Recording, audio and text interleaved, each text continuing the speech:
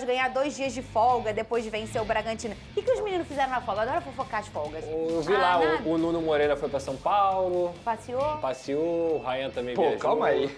Foi pra São Paulo e passeou. Ainda bem. Calma aí. Vereno. Não.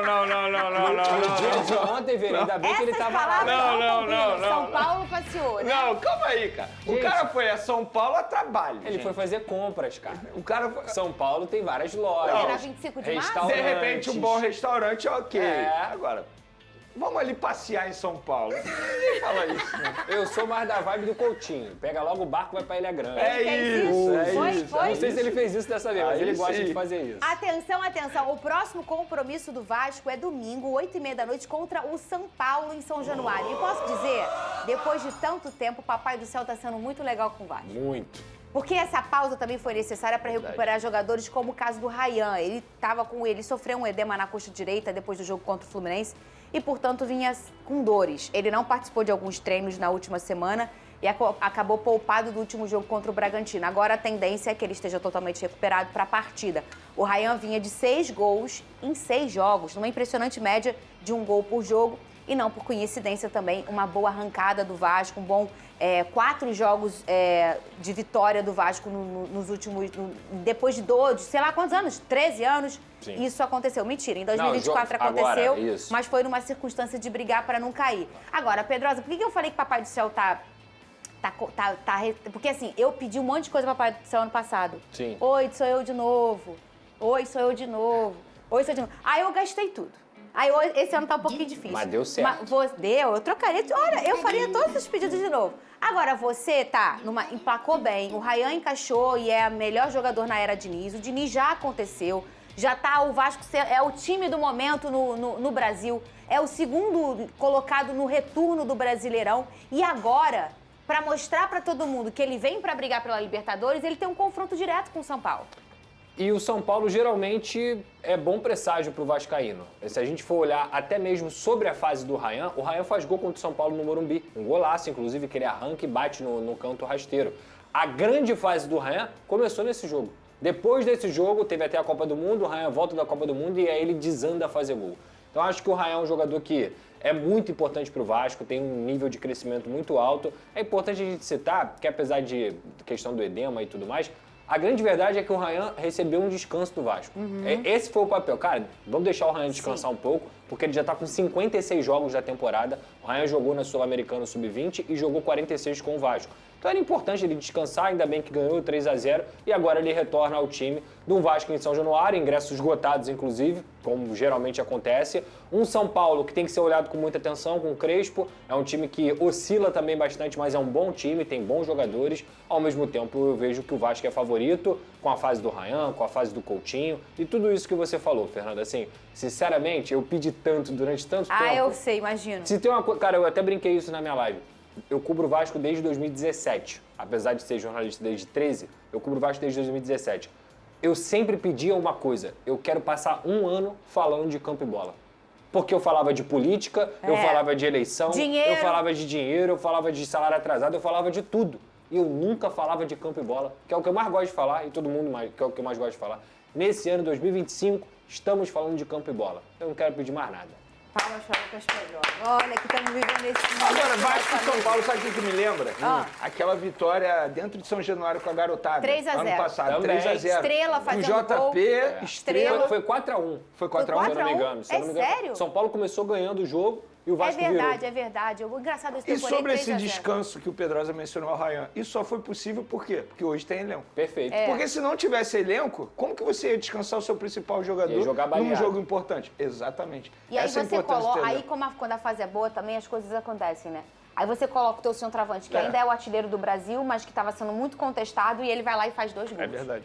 Isso também não é só coincidência. Não. Isso é o ambiente no futebol. Quando tá favorável, as coisas acontecem. A bola bate na trave e entra, e não vai pra fora. Entendeu, o Lucas E a Pedrosa? força coletiva, né? É verdade. Mostra que o time tem um coletivo suficiente a ponto de suprir a ausência do seu principal jogador. E olha, a diretoria Cruz Maltina já trabalha para 2026. A ideia é que sejam feitos pelo menos 5 contratações pontuais na próxima janela de transferências, todas com o objetivo de elevar aí o nível técnico do elenco. As informações são do canal NT Vascaínos e que diz ainda que Fernando Diniz tem participação ativa nesse processo. Independentemente do resultado dessa temporada, o Diniz fica, ô Pedrosa? Fica. Consegue a manutenção de todos esses jogadores? Ryan, você acha? Ele só vai se ele quiser. Só se ele quiser ir embora. E assim, o salário tá em dia.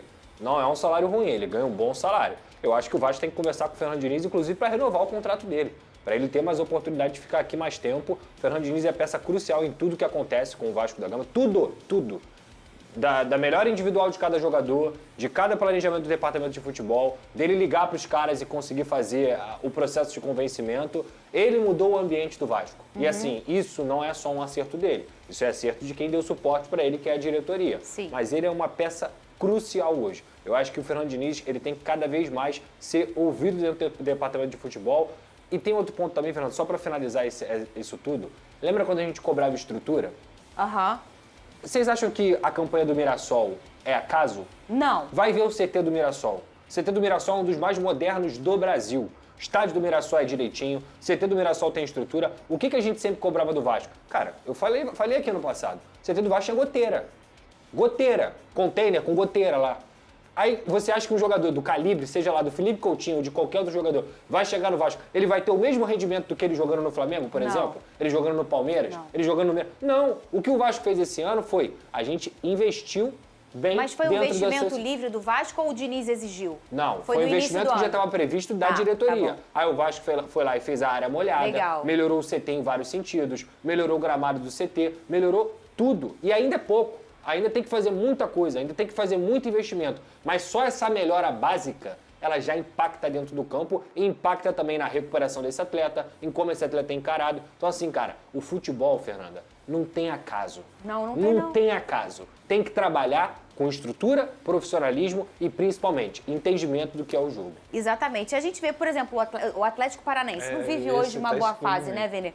Mas há muitos anos ele é um clube à frente, assim. Ele tem um CT maravilhoso quando ninguém ainda pensava muito nisso. É uma das melhores estruturas do futebol brasileiro. Você hoje. conversa com qualquer profissional que já trabalhou, já vivenciou o dia a dia do Furacão, fala que é uma das melhores estruturas. De fato, não vive um bom momento, está na segunda divisão, mas, enfim, a gente pôde ver recentemente o Atlético Paranaense chegando na final de Libertadores da América. Sabe? Sul-Americano. Exatamente, ganhando título importante. Então, assim, eu tô com o Pedrosa, estrutura é tudo. E quando a gente fala estrutura, por exemplo, se você tem uma estrutura para trabalhar no processo de recuperação do jogador, você já minimiza o prejuízo, porque o jogador vai ficar menos tempo no departamento médico e mais tempo atuando. Então, assim, são pequenos detalhes que no fim das contas, lá no fim da temporada, você vai ver que vai fazer total diferença. E olha só, os ingressos já começaram a ser vendidos.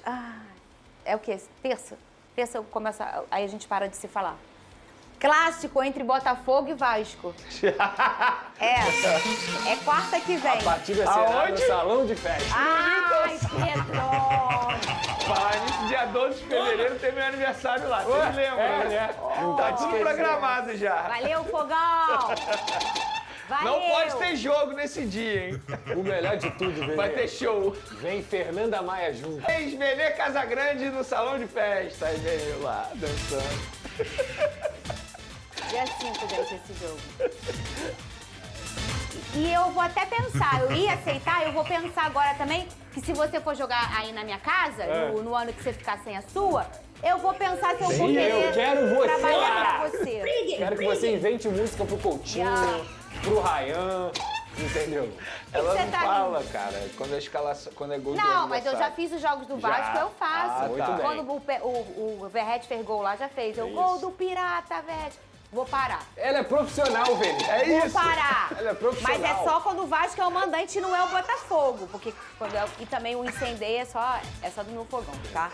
Dia 5 de novembro, gente, essa é a próxima quarta. A partida vai ser aonde? Aqui, nesse lugar maravilhoso. Minha casa mesmo, literalmente, tá? Estádio Newton Santos. E aí o Botafogo, obviamente, é o mandante dessa partida, porque se fosse, seria em São Januário, como Isso. foi, porque é um clássico que pode ser lá. E eu tô nervosa. Que isso, por quê? Você não tá, não? Não, tô de Bom boa. saber, Venê. Tá vendo que eu tô separando os Eu, copos? no lugar dele, estaria de boa Faz também. tempo que eu não fico nervoso, Venê. O cara eu ficou quero nervoso você. 10 anos, pô. Desfruta o momento. A boa vou notícia é perto que de até 5 de novembro muita coisa muda. A verdade de hoje é mentira de amanhã. Futebol muda rápido. É no estalar verdade. de dedo, né? Do nada eu não tinha mais o Danilo, no último jogo lá. Aí também vem o meu Tuco. Falei, agora vai, empatou. Entendeu? Justin Eu tô com Bieber. problema. É isso aí, galera do Vascão. Jogo importante esse, né? Entre Vasco e Botafogo. Vamos dar uma olhadinha aqui na tabela pra gente ver como que tá aí a tabela de classificação. Hoje, né? O Vasco vai ligar aí os secadores. Porque hoje tem Flamengo e Racing pela Conmebol Libertadores. Semifinal, o Flamengo venceu o primeiro jogo. Em alguns anos, né? Em alguns anos podemos não ter, né, brasileiro na final da Conmebol Libertadores desde 2019. Deixa eu até dar uma olhada aqui para ver se realmente é desde 2019 que a gente não tem um time da Libertadores, né? Copa Libertadores, playoffs, vamos ver aqui. 2018 foi River e Boca, isso. Então são 19, 20, 21, 22, 23, 24, 25. Quer dizer, 24 são 6 anos seguidos. Times brasileiros nas finais da Libertadores e, obviamente, 6 anos em que os times brasileiros foram campeões da Conmebol Libertadores, né? Flamengo 19, Palmeiras 20, 21, Flamengo 22, Fluminense 23 e ano passado Botafogo. 3 times cariocas, o Vasco, infelizmente, não está na lista, né? Que situação, né? Que situação, cara. Mas a gente teve uma sequência ali também em 2010, 11, 12, 13, né? Inter, Santos, Corinthians e Atlético Mineiro. Aí depois tivemos uma boa pausa. Aí veio São Lourenço, River Plate, Nacional, aí 17 veio Grêmio, 18 o River, 19 o River chegou na final, perdeu o Flamengo. E agora a gente vê aí se o Vasco consegue ser um dos times a brigar pela Liberta aí no ano que vem. O Vasco nesse momento tem 30 jogos, está na 8ª colocação com 42 pontos. Fluminense tem 29 jogos, né? Faz o seu jogo atrasado hoje contra o Ceará. Se vence, vai a 47, complica aí um pouco a situação do Vasco. Sim, esportivamente falando, né? O Vasco seria interessante o Palmeiras ou o Flamengo ganhasse a Libertadores. Mas o Vasco também pode ser campeão da Copa do Brasil, né? Se o Vasco chega na Copa do Brasil, peraí. Se o Cruzeiro ganha a Copa do Brasil, abre mais uma vaga. Se o Flamengo ou o Palmeiras ganham a Libertadores, abre uma vaga hoje. Né? Hoje o Vasco estaria na Libertadores do ano que vem, que é algo gigantesco, né? Estar de volta à Libertadores, poder montar um time para disputar essa competição, óbvio que é a fase pré-Libertadores, né? Mas é uma fase ali onde você vai conseguir enfrentar uns times um pouco abaixo do padrão.